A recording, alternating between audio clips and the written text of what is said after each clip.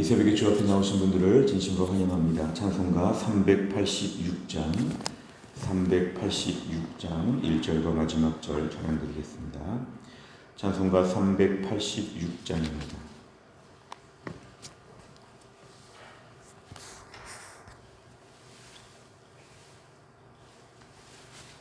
(386장) 1절과 마지막 절 찬양드리겠습니다.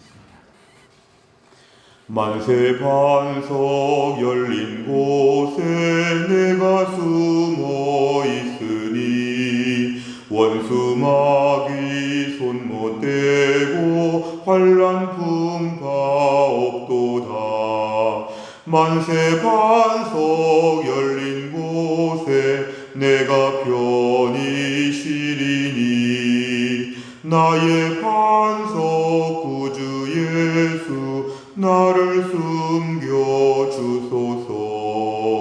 험한 풍파 지나도록 순풍으로 도우사 평화로운 피난처에 길이 살게 하소서. 만세 반석 열린 곳에 내가 편히 쉬리니 나의 반석 구주 예수 나를 숨겨 주소서. 아멘. 하나님 말씀은 신명기 31장입니다. 신명기 31장 30절부터 32장 6절까지입니다. 신명기 31장 30절부터 32장 6절까지입니다.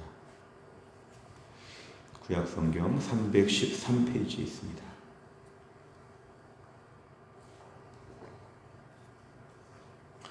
신명기 31장 30절부터 32장 6절까지 말씀을 한 절씩 교독하시겠습니다. 그리고 모세가 이스라엘 총회에 이 노래의 말씀을 끝까지 읽어 들리니라. 하늘이여 귀를 기울이라. 내가 말하리라. 땅은 내 입의 말을 들을지어다. 내 교훈은 비처럼 내리고 내 말은 이슬처럼 맺히나니 열한 불 위에 가는 비 같고 채소의 단비 같도다. 내가 여호와 이름을 전파하리니 너희는 우리 하나님께 위엄을 돌릴지어다. 그는 반석이시니 그가 하신 일이 완전하고 그의 모든 길이 정의롭고 진실하고 거짓이 없으신 하나님이시니 공의로우시고 바르시도다. 그들이 여호와를 향하여 악을 행하니 하나님의 자녀가 아니요 흠이 있고 삐뚤어진 세대로다. 같이 읽습니다. 어리석고 지혜 없는 백성아, 여호와께 이같이 보답하느냐? 그는 내 아버지시요 너를 지으신 이가 아니시냐? 그가 너를 만드시고 너를 세우셨도다. 아멘. 이제 모세의 마지막 설교의 끝부분입니다. 30절에 보니까 이스라엘 총회에 이 노래의 말씀을 끝까지 들린다. 이 노래가 바로 32장에 나오는 그런 노래입니다. 1절부터 보면 노래가 시작되고 있는데요. 하늘이여 귀를 기울이라. 땅은 내 입의 말을 들을지어다. 하늘과 땅 앞에서 마치 증인들을 세운 것처럼 얘기하고 있습니다. 하늘이여 땅이여 들어봐라. 두 번째 2절에 보니까 내 교훈은 비처럼 내리고, 그러니까 하나님의 말씀이 계속해서 이 땅에 내려진다는 것인데요. 3절에 보니까 여호와의 이름, 하나님 말씀을 선포하는데 모든 영광을 하나님께 올려드려야 된다, 이렇게 얘기합니다. 4절에 보니까 핵심적인 얘기가 그는 반석이시다. 하나님은 반석, 이 반석은 견고한 바위 덩어리를 말합니다. 이스라엘 백성들의 광야 생활부터 모든 삶에 이 반석이라고 하는 말은 절대적인 존재, 의지할 만한, 매달린 절대적인 든든한 이러한 거 상징할 때 반석, 바위라고 이렇게 얘기합니다.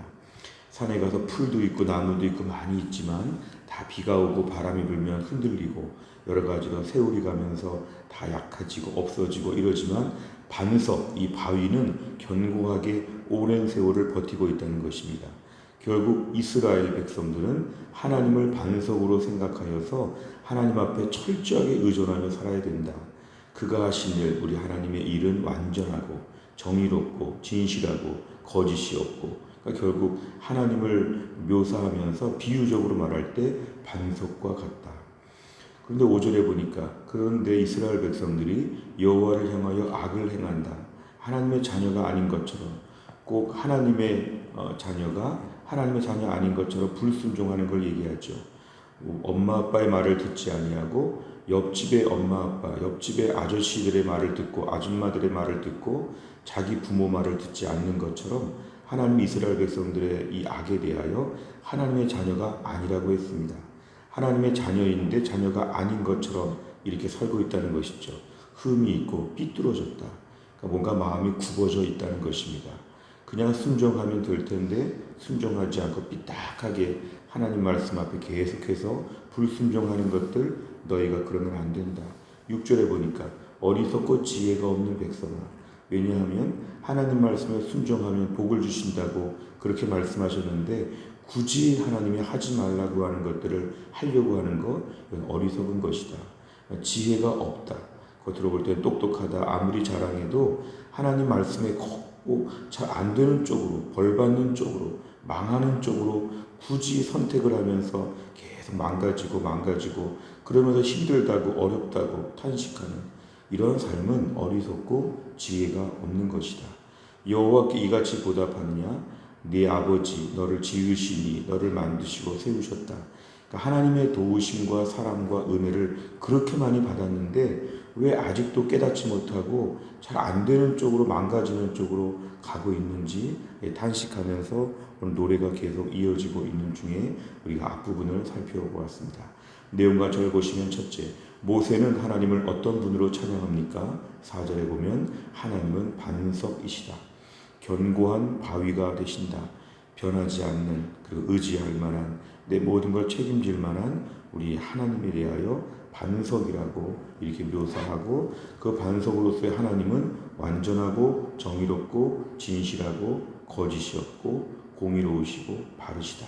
하나님을 이렇게 찬양하고 있습니다. 우리가 바로 4절 같은 본문을 전형적인 찬양시라고 볼 수 있습니다. 하나님에 대하여 묘사하는 것인데요. 하나님은 이런 분이시라는 것이죠. 두 번째를 보면 모세는 반석이신 하나님과 언약을 맺은 이스라엘이 악을 행할 때의 모습을 어떻게 표현합니까? 5절에 보니까 하나님의 자녀가 아닌 것처럼 흠이 있고 삐뚤어졌다는 것은 마음이 굽어져 있다는 것입니다.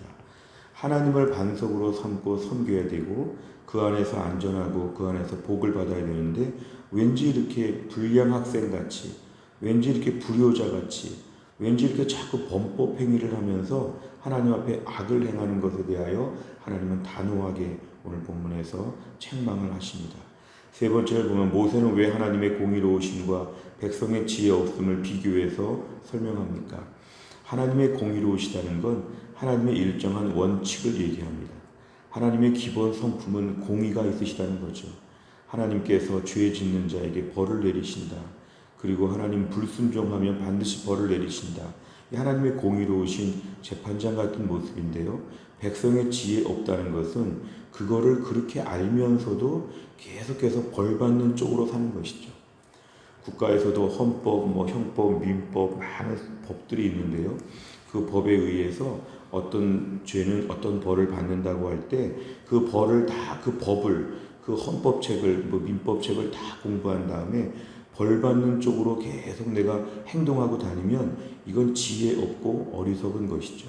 왜냐하면 반드시 이거는 벌을 받는다고 했는데 굳이 그거를 자꾸 하고 다닌다면 벌 받는 걸 자기가 원하는 것처럼 되는 것이죠. 이거를 바로 지혜가 없다, 어리석다 이렇게 얘기합니다. 오늘 우리 삶 가운데도 하나님이 우리에게 복 주시는 말씀들에 순종해야 됩니다. 절대로 이렇게 하면 안 된다, 이렇게 하면 벌을 주겠다 그런 말씀들을 들을 때 그건 정말 하면 안 되는 거죠.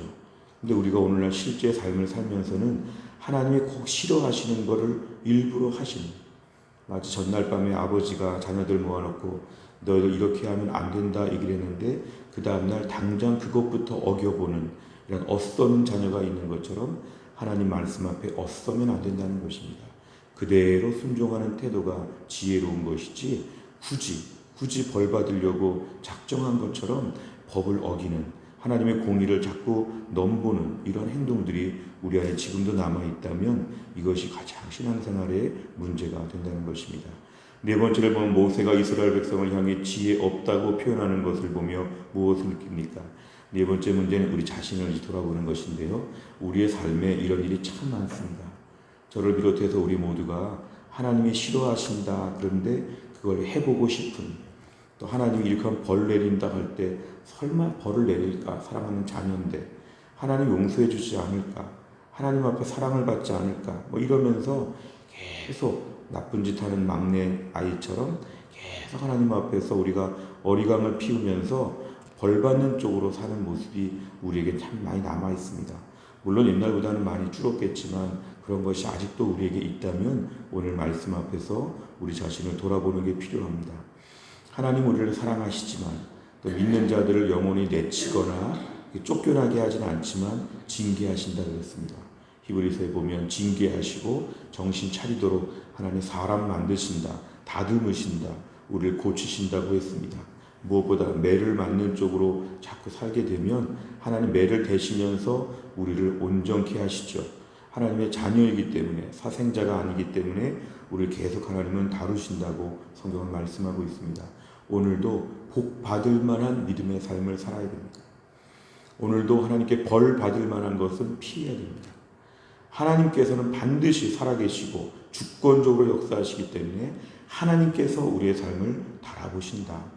그러니까 오늘도 우리가 하나님 말씀을 분명히 알게 되면 그 말씀에 두려워해서 순종해야 된다는 것입니다. 그동안 어제까지 살았던 이런 모습을 회개하고 오늘도 하나님 칭찬받는 편에 설 것인가, 혼나는 편에 설 것인가 결단하는 하루가 되어야 합니다. 마지막 다섯 번째는 최근 내가 하나님 앞에서 지혜롭지 못한 행동이나 선택을 했다면 무엇입니까? 지혜로운 백성으로 이 땅을 살아가기 위해 내가 변화되어야 할 부분은 무엇이며 이를 위해 무엇을 결단하겠습니까? 최근 나의 삶의 이런 부분을 오늘 회개하고 오늘도 하나님께 좀 칭찬받는, 예쁨받는 자녀처럼 우리가 살겠다고 결심해야 됩니다. 우리가 새벽에 기도하는 것 하나님 예쁘게 보시는 거죠. 오늘도 말씀 보고 순종하고 몸된 교회를 위해 섬기고 마음을 모은다면 하나님 기뻐하시는 쪽이죠.